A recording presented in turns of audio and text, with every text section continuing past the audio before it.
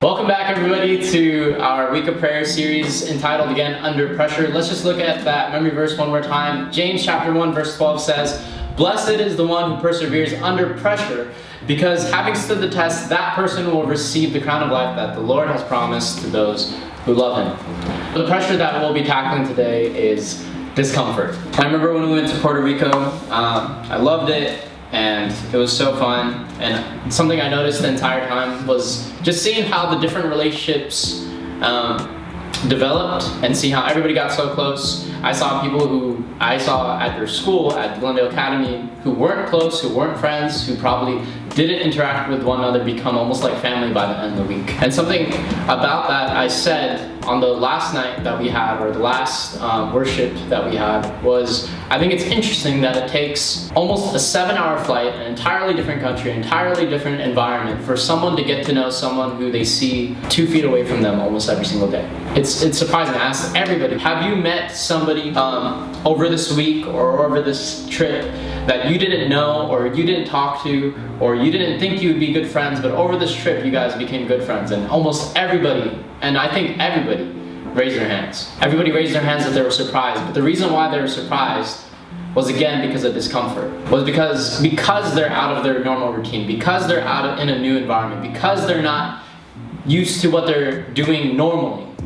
And maybe that normal is ignoring somebody. Maybe that normal is only sitting with these people at the lunch tables. But because of discomfort, it allowed for new relationships. That's what discomfort creates.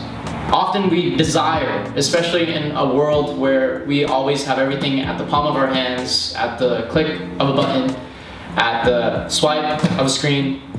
We want to have everything comfortable, the way we want it to be. But sometimes, if not almost all the time, discomfort is a good thing. It creates relationships, it creates new things, it creates possibilities. I don't remember where I read this, but it says, in the unknown there is potential. That's what discomfort does.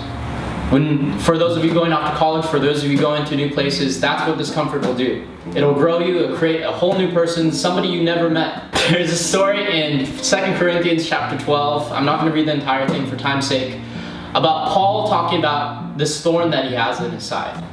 Something that is causing him discomfort, something that is causing him to feel uncomfortable. But I find it interesting how he glorifies, how he is almost thankful, how he is appreciative of that thorn. He goes to say, this is verse 9, he says, "Therefore I will boast all the more gladly about my weakness, so that Christ's power may rest on me."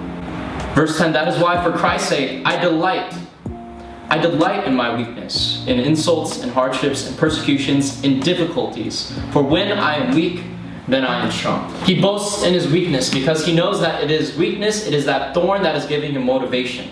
He boasts in his discomfort because he knows it's that discomfort that gives him humility. He knows it's his discomfort that gives him passion. It's because of the thorn that he had aspirations and vision to go to Spain. It's because of the thorn that he was able to deal with his house arrest. It's because of the thorn in his side that he realizes he's human. That's why when we feel like life is too good, we have to pinch ourselves because it feels like a dream. We need to feel that discomfort to feel like we're living in reality, like this is real.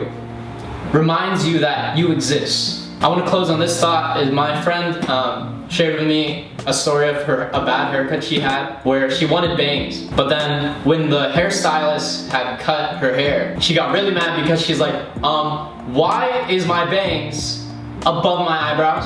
But then the hairstylist or the hair cutter or whatever, the salon person said, it's because I know you want it this way, but in order for it to be that way, it has to grow into it. So I have to cut it shorter. You may not like it now. For those of you at home, you may not like the situation you're in. For those of you going off to college, that seems like something scary. For those of you trying new things, maybe talking to somebody that you may like or that you want a relationship with that feels like something uncomfortable, but try it. It may not feel where you want it to be right now. It may feel short of your expectations or short of what you may want. But just like my friend's hair, you'll grow into it. You're still growing. And that discomfort is a sign that you are growing. Thanks again, guys, for joining us for Under Pressure. That was the pressure of discomfort. I'll see you guys tomorrow.